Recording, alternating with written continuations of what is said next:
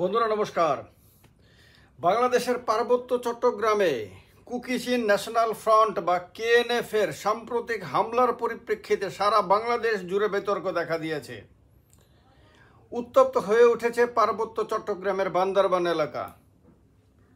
বাংলাদেশের সেনাবাহিনীর প্রাক্তন অফিসার থেকে শুরু করে বিভিন্ন অংশের মানুষজন সরকারকে প্রশ্ন করতে শুরু করেছেন যে কিভাবে একটি ছোট্ট সংগঠন কেএনএফ, এই সংগঠনটি কিভাবে সেনাবাহিনীর নজর এড়িয়ে, র্যাবের নজর এড়িয়ে, আইনশৃঙ্খলা বাহিনীর নজর এড়িয়ে, বিভিন্ন সামরিক, আধা সামরিক, পুলিশি ব্যবস্থার নজর এড়িয়ে সোনালী ব্যাংকের একটি শাখাতে আক্রমণ করতে পারলো, ডাকাতি করতে পারলো, ব্যাংক ডাকাতি করতে পারলো, থানাতে আক্রমণ করতে পারলো, নানান কিছু করে তারা আবার নিরাপদে চলে যেতে পারলো। সেই নিয়ে এখন বাংলাদেশের রাজনৈতিক মহল উত্তপ্ত, আর উত্তপ্ত পার্বত্য চট্টগ্রাম। ঘটনা কি হয়েছে বলছি।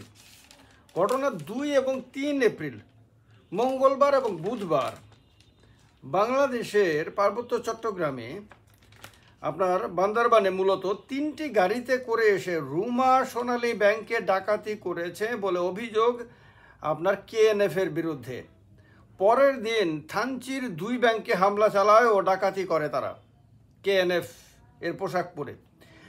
রাতে থানচি ও আলীকদম থানা এলাকায় হামলা চালায় কেএনএফ। একটি জঙ্গি গোষ্ঠী হিসেবে বাংলাদেশে পরিচিত। তারা কুকি চিন কমিউনিটির লোকরা মিলে এই সংগঠনটি তৈরি করেছে। নাথান বম এর প্রধান, এই সংগঠনটির প্রধান। বলা হয় যে এরা মায়ানমার থেকে প্রশিক্ষণ নিয়ে এসেছে। কেএনএফ মায়ানমারের কাচিন প্রদেশে প্রশিক্ষণ নেয়। 2021 সালে ট্রেনিং নিয়ে প্রশিক্ষণ নিয়ে তারা ফিরে আসে এবং 2022 সালে তারা আন্ডারগ্রাউন্ডে চলে যায়। কেএনএফ সমতলের জঙ্গি সংগঠন জামায়াতুল আনসার ফিল হিন্দাল সার্কিয়ার সদস্যদের প্রশিক্ষণ দেয়। অর্থাৎ তারা প্রশিক্ষণ নেয় আপনার মায়ানমার থেকে, আবার তারা বাংলাদেশের সমতলের অন্য জঙ্গি সংগঠনকে তারা আবার নিজেরা প্রশিক্ষণ দেয়। ফলে তাদের দিকে এমনিতেই সেনাবাহিনীর নজর ছিল। কিন্তু ঘটনা হয়েছে কি, তাদেরকে শান্তি চুক্তি হয়েছিল 2023-এর 29 মে। এই শান্তি চুক্তির ফলে বলা হয়, অভিযোগ যে শান্তি চুক্তি হয়েছে কেএনএফ এখন ঠান্ডা হয়ে গেছে, চুপচাপ হয়ে গেছে, তারা যুদ্ধ ভুলে গেছে, এইরকমটা মনে করে নিরাপত্তা বাহিনীগুলিও চুপচাপ হয়ে যায় বলে তাদের দেশে ব্যাপক অভিযোগ রয়েছে। তাদের এই খামখেয়ালিপনার বা ঢিলে ঢালা ভূমিকার কারণে আপনার হঠাৎ করে অতর্কিতে হামলা চালিয়ে ব্যাংক ডাকাতি এবং একের পর এক হামলা চালাতে পেরেছে কেএনএফ। আবার সেনাবাহিনীর কেউ কেউ আবার এটাও বলছে যে এই যে কেএনএফ হামলা চালিয়েছে, এটা হতে পারে যে কেএনএফ আসেনি, কেএনএফ এর পোশাক পরে অন্য জঙ্গি সংগঠনের লোকরা করেছে। কারণ পার্বত্য চট্টগ্রামে নাকি এখন 5টির মতন সংগঠন, ছোট বড় মিলিয়ে 5টির মতন সশস্ত্র সংগঠন তারা সক্রিয় রয়েছে। তো এরা হতে পারে যে কেএনএফকে বদনাম করার জন্য বা কেএনএফের সঙ্গে সরকারের ঝামেলা লাগানোর জন্য এরা সেনাবাহিনীর কারোর এটা ধারণা বলা হচ্ছে। ব্যাংকে হামলা সম্বন্ধে বাংলাদেশ সেনাবাহিনীর একজন অবসরপ্রাপ্ত অফিসার জানিয়েছেন যে এরা উচ্চ মূল্যে অস্ত্র ক্রয় করে। এই যে কেএনএফ, কুকি চিন ন্যাশনাল ফ্রন্ট, এরা বেশি দাম দিয়ে অস্ত্র কিনে আনে। এই অর্থের প্রয়োজনে তারা ব্যাংকে হামলা চালিয়েছে। অর্থাৎ তাদের টাকা দরকার আরও অস্ত্র কেনার জন্য, এর জন্য তারা ব্যাংকে ডাকাতি করেছে, অর্থের প্রয়োজনে এটা করেছে। তবে কেএনএফ এর পোশাক পরে অন্য কোনো গোষ্ঠী আক্রমণ করেছে কিনা সেটাও তদন্ত করে দেখা প্রয়োজন বলে এই অবসরপ্রাপ্ত সেনা অফিসারের অভিমত।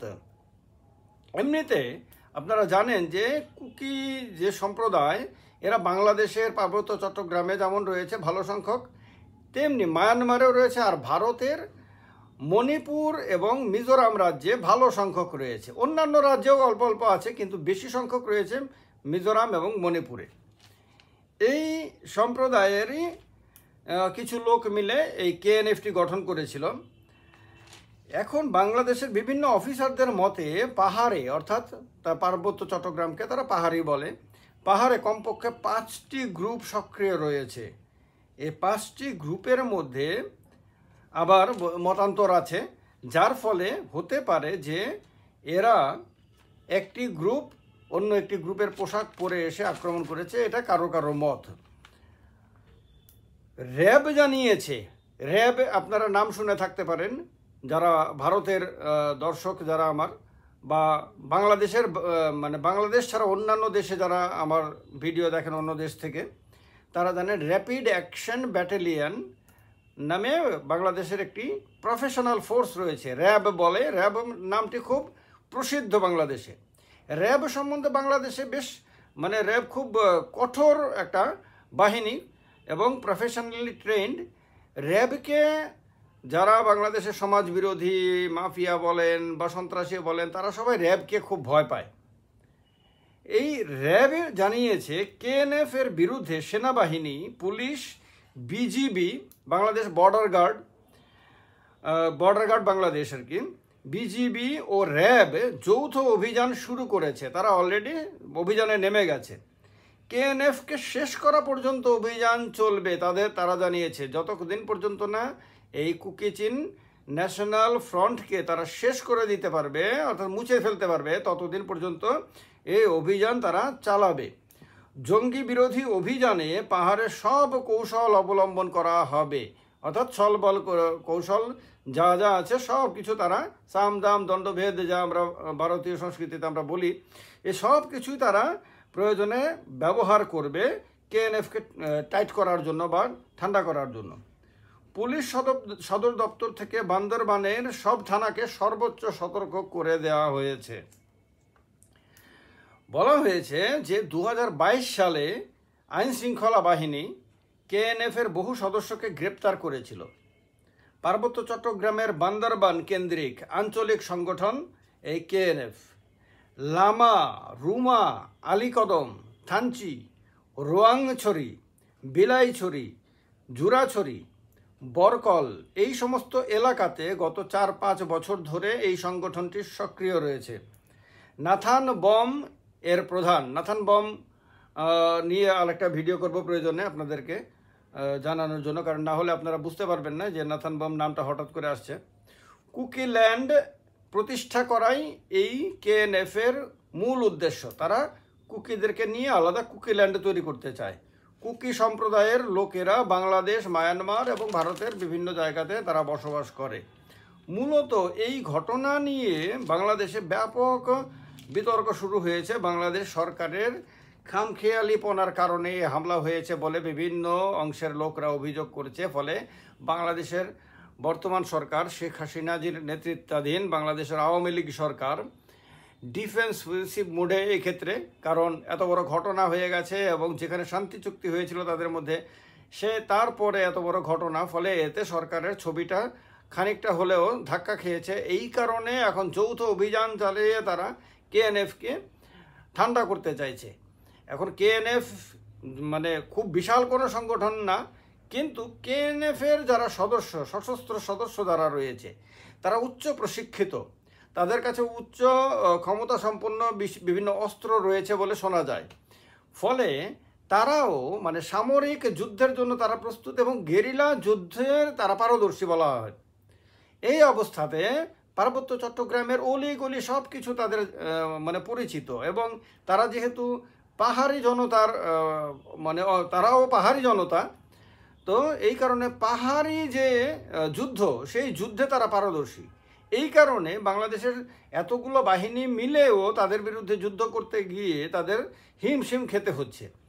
তো এই অবস্থাতে দেখার বিষয় যে শেষ পর্যন্ত কেএনএফ বনাম বাংলাদেশ সরকারের যৌথ অভিযান কোন জায়গায় গিয়ে দাঁড়ায়।